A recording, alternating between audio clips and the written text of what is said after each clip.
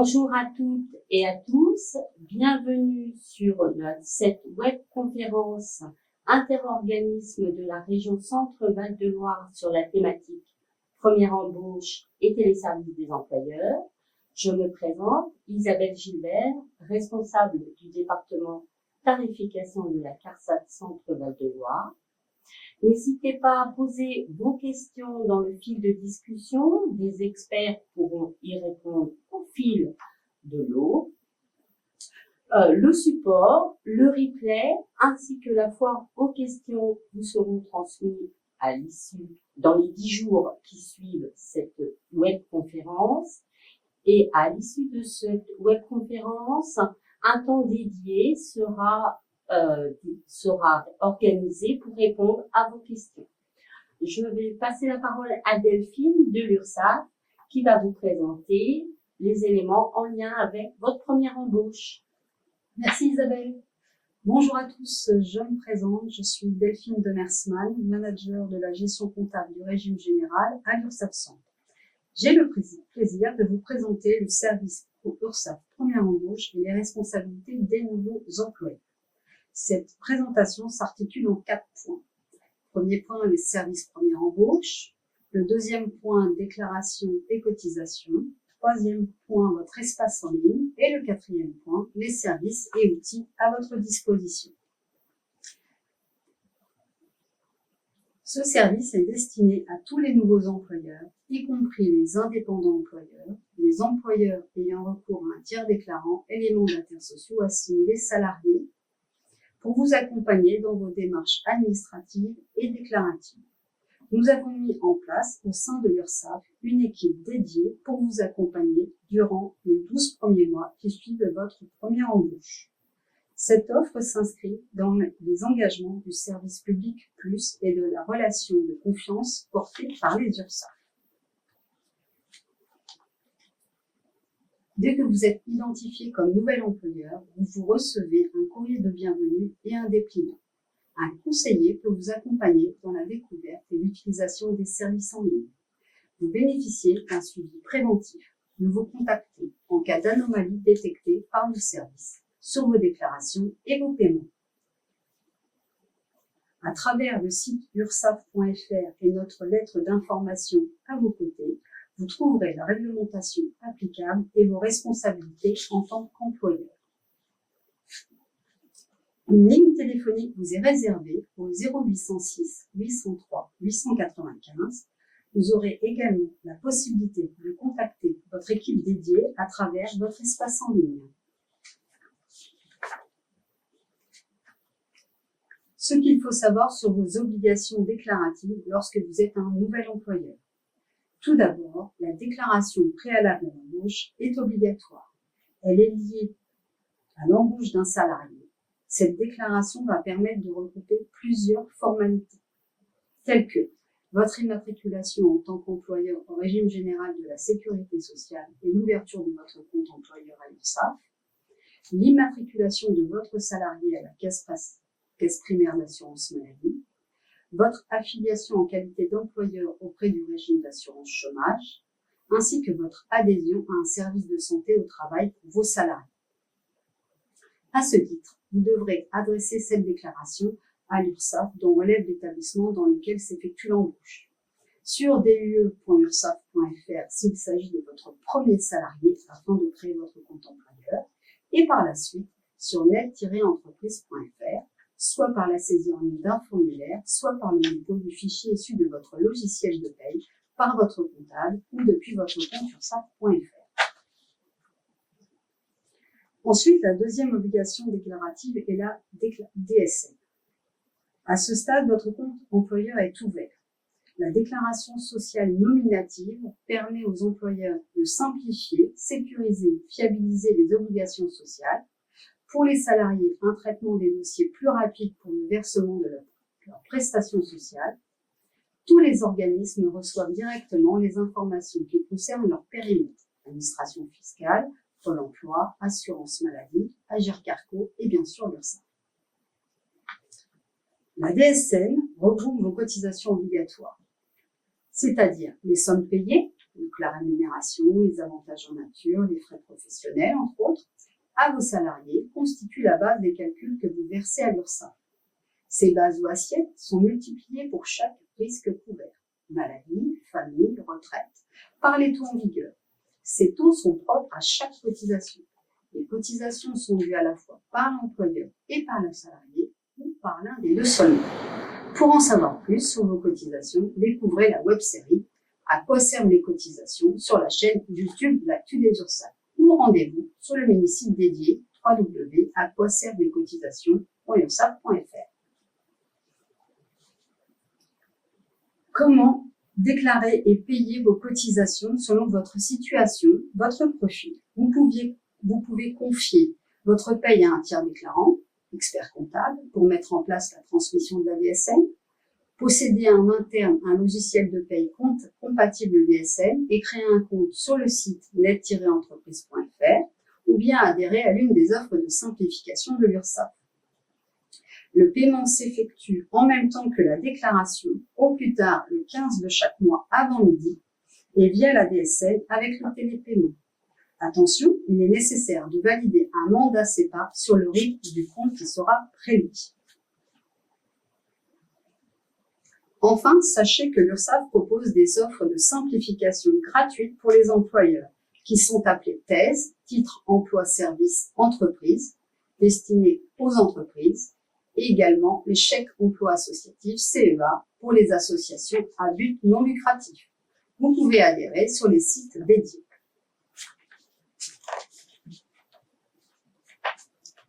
Chaque employeur doit créer son espace individuel sur le site ursaf.fr en se connectant via son adresse mail, son SIRET ou son SIRAN. Cet espace d'échange dématérialisé avec les services de l'URSSAF. Vous y trouverez une messagerie, vos attestations, vos suivis DSL et vos paiements. Je vous partage quelques pages de votre compte en ligne. Vous retrouverez votre profil via l'onglet Votre compte. Via l'onglet Documents, vous retrouverez vos attestations, votre relevé de situation comptable, le mandat que je vous ai parlé précédemment. L'onglet Messagerie vous permet d'échanger avec votre équipe dédiée, demander un échéancier, suivre vos demandes. Vous avez également la possibilité de choisir le sujet de votre demande. Et vous devrez préciser être accompagné en tant que nouvel employeur. Depuis la page d'accueil du site ursaf.fr, les taux, vous retrouverez les taux et barèmes, nos services, le lien du site boss.gouv.fr, donc il s'agit du bulletin officiel de la sécurité sociale, les dernières actualités, les allègements, les indemnités, également le service public plus, je vous ai parlé précédemment, et nos outils en ligne. Vous retrouverez les sites et moyens d'information utiles dans le support qui vous sera adressé dans les 10 jours.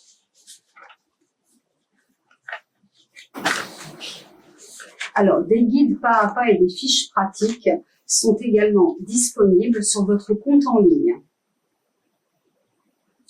Pour terminer cette présentation, nous vous proposons la visite conseil entreprise. Ce service est proposé aux entreprises qui ont réalisé leur première embauche depuis moins de 18 mois. Cela vous permet d'être accompagné et d'être sécurisé dans la bonne application de la réglementation de la sécurité sociale. Dans le cas d'une erreur constatée, elles ne feront en aucun cas l'objet d'un contrôle.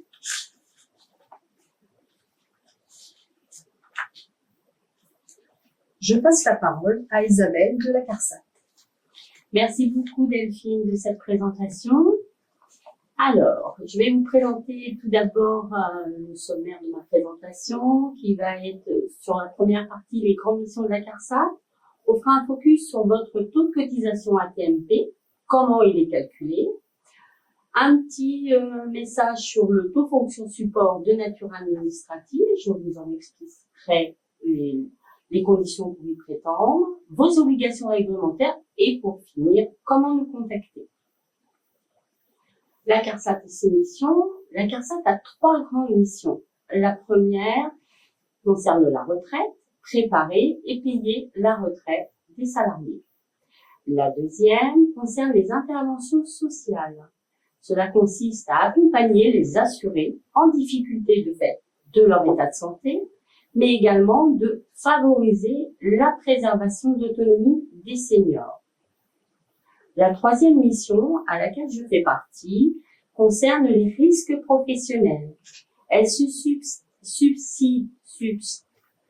divise en deux parties. La première étant la prévention, qui aide et incite les entreprises à prévenir les risques d'accidents de travail et de maladies professionnelles. Des ingénieurs conseils, des contrôleurs de sécurité sont à votre disposition pour vous informer, vous conseiller, vous accompagner techniquement et financièrement. Et la deuxième partie des risques professionnels, c'est le calcul et la notification du taux AT-MP. Le taux de cotisation AT-MP. Il faut savoir que ce taux est une charge sociale uniquement patronale que vous versez donc auprès de l'URSSAF, au même titre que les autres cotisations de sécurité sociale.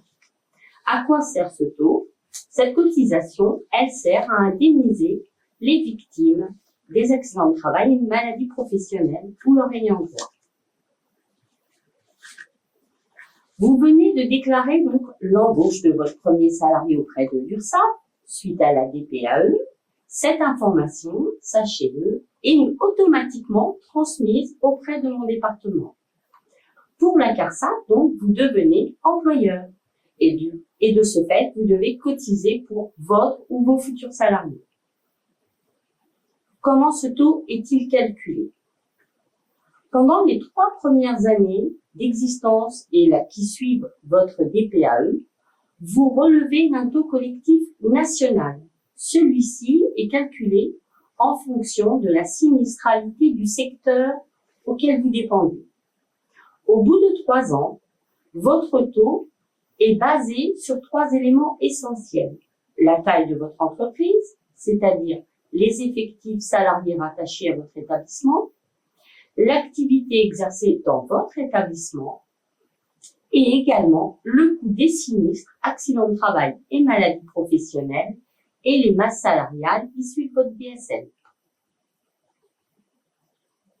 Un focus sur le taux fonction support de nature administrative. Comme je viens de vous le préciser, votre taux est déterminé en fonction de l'activité principale qui est exercée par vos salariés. Toutefois, en tant qu'employeur, vous pouvez bénéficier sous certaines conditions d'un taux de cotisation complémentaire qu'on appelle le taux fonction support de nature administrative. Ce taux concerne des salariés effectuant des activités support, telles que le comptable, la secrétaire. Ce sont des salariés qui réalisent des tâches administratives et les exercent dans des bureaux où ils ne sont donc pas exposés aux mêmes risques que ceux de votre activité principale. Pour savoir si vous pouvez y prétendre, je vous invite à consulter notre site web de la CARSAT Centre-Val de Loire dans l'onglet Entreprises, tarifer vos risques professionnels et contacter le service tarification. Vous pourrez ainsi télécharger le formulaire de demande, le compléter et nous le retourner par mail via le formulaire de contact. Après étude de votre demande, mes collaborateurs vous indiqueront si vous remplissez les conditions pour en bénéficier. Quelles sont vos obligations réglementaires? La première concerne la notification de taux accident de travail. Depuis le 1er janvier 2022, la notification doit se faire de façon dématérialisée pour toutes les entreprises, quel que soit l'effectif. Pour ce faire, vous devrez ouvrir un compte AT-MP sur le site Net Entreprise dans la rubrique Autres déclarations, mais n'oubliez pas de cocher la case Notification dématérialisée. Le compte ATMP, c'est un service en ligne entièrement gratuit, disponible sur votre espace NetE qui vous permet de gérer vos risques professionnels. Vous pourrez consulter votre taux ATMP en vigueur. Vous pourrez consulter les historiques du taux. Vous pourrez également connaître la sinistralité de votre établissement, avoir votre bilan des risques professionnels et télécharger certains documents. Pour ce faire, mes collaborateurs peuvent vous accompagner pour créer votre compte. Il vous suffit d'adresser un mail via notre site carsatcentre.fr, centrevaldeloire.fr, et un de mes collaborateurs ne manquera pas de vous recontacter pour vous accompagner. Les contacts utiles à mémoriser, ils sont de 3. La première, par téléphone, une plateforme service employeur est à votre disposition sur le 3679. Vous pouvez également en ligne via le site de la CARSAT nous contacter ou par mail directement à l'adresse tarification@carsat-centre.fr. N'oubliez pas de préciser dans l'objet de votre mail les références SIRET de votre établissement. Je passe maintenant la parole à Adeline qui va vous présenter les services de l'assurance maladie. Merci Isabelle et merci pour cette présentation. Bonjour à tous, je suis Adeline Maître-Vignerat, conseillère relations employeurs à la CEPAM de l'Indre et je suis également accompagnée d'un modérateur, un conseiller employeur. Donc tout d'abord, nous voulions vous présenter qu'est-ce qu'un conseiller employeur à l'assurance maladie. Donc un conseiller employeur est là pour vous accompagner à l'utilisation des téléservices. Il est également là pour vous aider concernant la réglementation maladie, maternité, paternité et les risques professionnels. Il peut également vous rendre visite sur site en entreprise, animer des réunions, des ateliers ou des événements et bien sûr prendre des rendez-vous téléphoniques avec vous. Et il y a le dernier volet qui est la présentation des téléservices de Net Entreprise et d'Amélie Entreprise, ce qu'on va faire aujourd'hui. Donc sur la droite, nous vous avons mis un petit aperçu d'Amélie.fr, donc la rubrique entreprise. On y viendra tout à l'heure à la fin de la présentation. Je vous rappelle le numéro pour nous contacter qui est le 3679. C'est un numéro dédié aux employeurs. Donc concernant Net Entreprise, pour pouvoir y accéder, vous allez sur votre moteur de recherche, vous tapez netentreprise.fr et vous accédez à cette page. Vous cliquez sur Autres déclarations et services. Par la suite sur Assurance maladie et vous arrivez sur tous les onglets présents à droite. Donc ce sont les différents téléservices. Il y a la déclaration d'accident de travail ou de trajet. Il y a l'attestation de salaire, le compte accident de travail, maladie professionnelle, le bordereau de paiement des indemnités journalières, le téléservice situation changement de régime maladie des agents pour les collectivités territoriales et administrations, Dépôt-FI pour déposer les dates lors d'un congé paternité, et le compte entreprise pour le dépôt des pièces justificatives. Pour vous connecter sur Net Entreprise, vous devez cliquer sur votre compte en haut à droite qui est en jaune. Ensuite, on va vous demander votre numéro SIRET, votre nom, prénom et un mot de passe pour pouvoir par la suite accéder au téléservice. Donc Net Entreprise est totalement gratuit. Il est disponible 24 heures sur 24, 7 jours sur 7. Et si vous rencontrez des difficultés pour vous inscrire, vous pouvez contacter le 0820 000 507. Nous allons débuter avec le premier téléservice, donc l'attestation de salaire et bordereau de paiement. Donc lorsque votre salarié a un arrêt de travail, vous êtes dans l'obligation d'établir une attestation de salaire. Lorsque vous vous connectez sur Net Entreprise, vous avez plusieurs carrés de couleurs différentes. Ça permet d'avoir tous les téléservices. Donc ici, vous cliquez sur attestation de salaire. Vous pouvez saisir en ligne le formulaire d'attestation de salaire et vous pouvez également déposer un fichier structuré issu de votre logiciel de paie certifié. Donc ce fichier-là, il peut seulement être déposé si votre logiciel de paie est certifié, donc compatible avec Net Entreprise. Et vous avez également la possibilité, quand vous cliquez sur attestation de salaire, d'accéder à vos bordereaux de paiement des indemnités journalières. Donc cet accès est seulement possible si vous pratiquez la subrogation, c'est-à-dire si vous pratiquez le maintien de salaire de votre salarié. Si vous ne le pratiquez pas, vous n'aurez donc aucun bordereau et il faudra vous rapprocher de votre salarié. Nous allons ensuite parler de Dépôt-Fi. Donc Dépôt-Fi, ce n'est pas un téléservice à part entière, c'est un service complémentaire. Donc Dépôt-Fi, ça signifie dépôt de fichier, date de congé paternité, accueil de l'enfant. Donc lorsque votre salarié a un congé paternité, il peut prendre son congé paternité de façon fractionnée. Lorsque vous faites l'attestation de salaire via la DSN, les dates de congé paternité remontent automatiquement dans nos bases. Vous n'avez donc pas d'autres manipulations à faire. Par contre, si vous faites l'attestation de salaire via Net Entreprise, vous devez nous communiquer les dates de congé paternité de votre salarié. Il vous faut donc remplir un fichier Excel que vous trouvez sur Net Entreprise. Une fois que celui-ci est rempli, vous remplissez en fait les dates de congé paternité de votre salarié. Par la suite, vous vous rendez sur Net Entreprise dans vos services complémentaires Dépôt-Fi. Donc, vous retrouvez l'interface qui est ici à droite de votre écran. Vous faites joindre, vous déposez votre fichier Excel et vous nous l'envoyez. Et par la suite, nous recevrons les dates de congé paternité de votre salarié.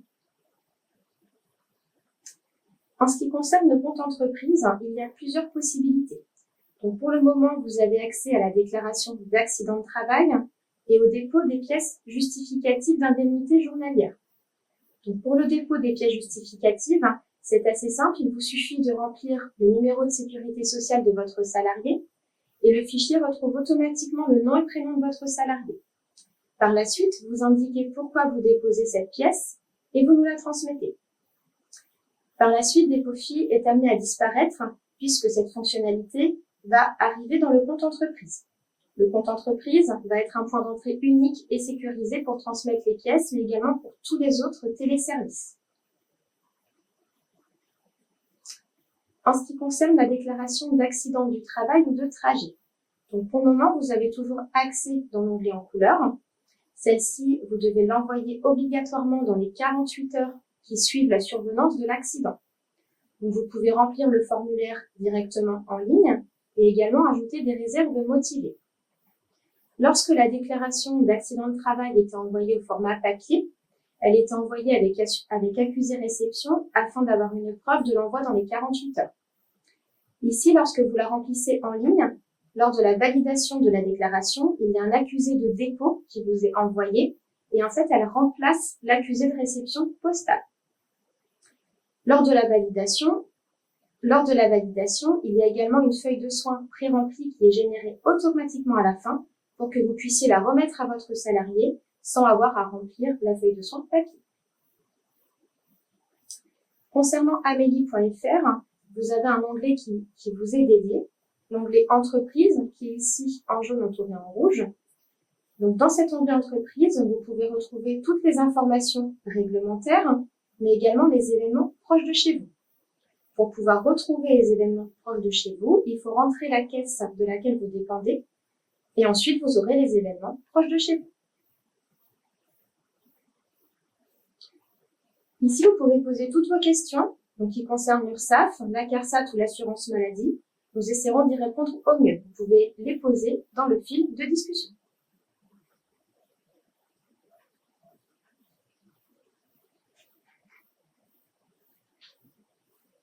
Alors oui, bonjour à tous et à toutes, nous avons quelques questions qui nous sont arrivées, alors que je vais vous poser au fur et à mesure. Je vais commencer, Delphine, avec toi. À qui s'adresse ce dispositif de première embauche? À tous les nouveaux employeurs, Sans exception. sans exception.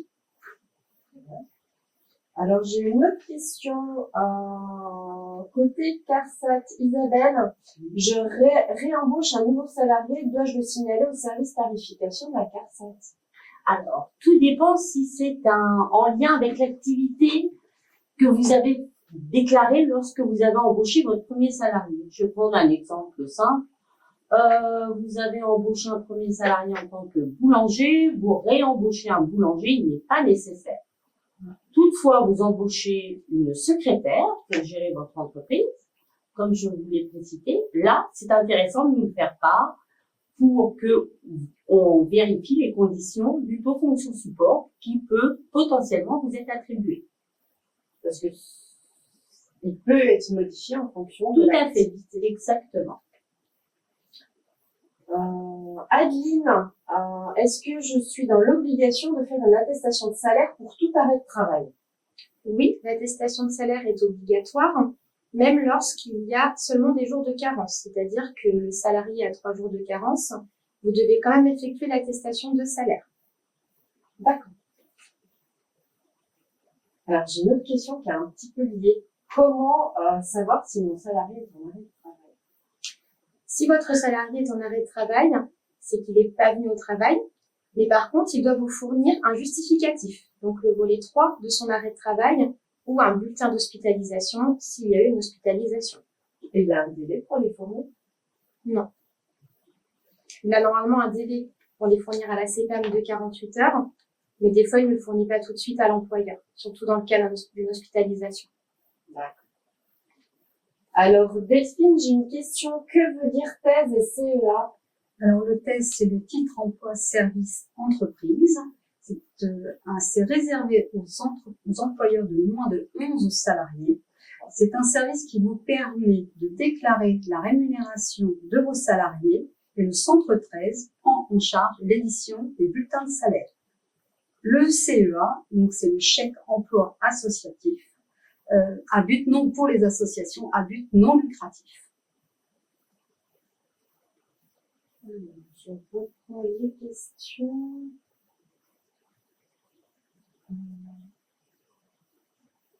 J'ai une question côté CARSAT, Isabelle. Si mon code de risque ne correspond pas à mon activité, que dois-je faire? Alors, dès que vous voyez que votre code risque ne correspond pas à votre activité, il convient d'en informer la CARSAT, mon département, par mail, comme indiqué dans comment nous contacter. Nous étudierons dans les 48 heures votre demande et une réponse vous sera apportée. Et j'ai une autre question. Du coup, à l'inverse, tout à l'heure, Isabelle, on me demandait quelle était la démarche à faire quand j'avais un nouveau salarié, mais est-ce que j'en ai une à faire si je n'ai plus de salarié? Non. La démarche. Non, vous n'avez pas les informations, puisque l'information sera en fait gérée directement à l'URSSAF. Et nous avons la chance d'avoir les flux en interorganisme. C'est ce qui facilite en fait les démarches pour les employeurs. Une démarche faite à l'URSSAF, sachez qu'elle est véhiculée également auprès de la CARSAT et ça vous évite de faire les démarches dans plusieurs organismes pour ce cas. Merci. Adeline, alors que je suis employeur, j'ai un doute sur l'accident du travail de mon salarié. Ai-je l'obligation de faire une déclaration d'accident du travail? Oui, vous avez l'obligation d'effectuer une déclaration d'accident de travail, que vous ayez un doute ou pas. Par contre, vous avez la possibilité, quand vous la faites, de noter des réserves motivées. Donc, c'est dans cet encadré-là que vous devez noter justement là où est le doute. Là, j'ai pareil, Adeline, j'ai une salariée qui était en arrêt de travail avant son congé maternité et n'a pas touché d'indemnité auprès de l'assurance. Que dois-je faire? Vous devez vous rapprocher de la CPAM de laquelle elle dépend pour savoir s'il manque un document ou pas, ou si ce n'est qu'elle n'a pas de droit. Ah oui, c'est possible. Et là, elle n'est pas informée. Si elle n'a pas le droit, il n'y a pas de... Si, normalement, elle est informée, mais l'employeur n'est pas forcément informé. Enfin, c'est seulement la salariée. S'il y a subrogation ou pas, tout dépend du dossier.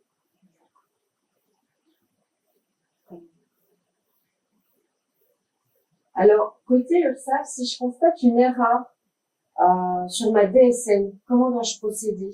Vous devez établir un bloc de régularisation avec votre DSN courante, tout simplement. Adeline, comment saisir une attestation de salaire pour un arrêt survenu le mois de l'embauche? Alors, l'attestation de salaire, elle reste la même que si c'était pas le mois de l'embauche. Quand vous indiquez votre dernier jour de travail, vous allez indiquer les 3 mois qui précèdent donc la période de référence. Ici, s'il y a des absences pour nouvelle embauche, le salaire va se griser. Vous ne pourrez pas rétablir le salaire. Mais après, ça reste exactement la même attestation de salaire. C'est juste les informations de salaire qui vont changer. Côté URSSAF, Delphine, j'ai une question. Quand est-ce que l'on paye les cotisations URSSAF sur fiche de paye et hors fiche de paye? Donc, les déclarations et paiements sont à effectuer le 15 du mois suivant. Après, hors fiche de paye, il y a toujours une fiche de salaire. Exactement. Oui. Alors, on n'hésitera pas alors, soit vous pouvez préciser la question pour la personne qui vient de poser cette question-là. On n'hésitera pas, si on n'a pas le temps d'y répondre là, d'y répondre et de la transmettre via la foire aux questions qu'on vous transmettra sur 10 jours avec le support et la mise à disposition du replay. Mais n'hésitez pas du coup à être un petit peu plus précis dans votre question. J'ai une autre question. Dans le cadre d'une reprise d'entreprise avec continuité du contrat du salarié actuel, rentre-t-on dans le cadre du dispositif nouvelle embauche? Non, c'est vraiment un nouvel employeur. D'accord. Alors, je vais... A priori, nous n'avons plus de questions. Sachez malgré tout que vous pouvez continuer à poser vos questions. On n'y répondra pas là forcément en live puisqu'on va arriver au terme de cette présentation. Mais une fois vos questions, comme je vous l'ai dit précédemment, vous sera transmise sous 8-10 jours avec le support. On nous a posé la question. Et le replay sera aussi disponible. Donc, de la même façon que vous envoyez l'invitation, vous pourrez et vous recevrez un mail avec les liens. Je vous laisse conclure, mesdames. Merci à tous d'avoir participé à cette webconférence. Dans le fil de discussion, vous avez une enquête de satisfaction qui vous est envoyée. Je vous remercie de prendre 2 minutes pour y répondre. Ça nous permettra de s'améliorer justement lors de nos webconférences. Comme on vient de vous le dire, il y a le replay, le support et la foire aux questions qui vous seront transmis sous 10 jours maximum. Et vous pouvez toujours nous contacter via les différents contacts qu'on vous a précités dans nos précédentes présentations. Merci encore de votre attention et bonne journée à tous.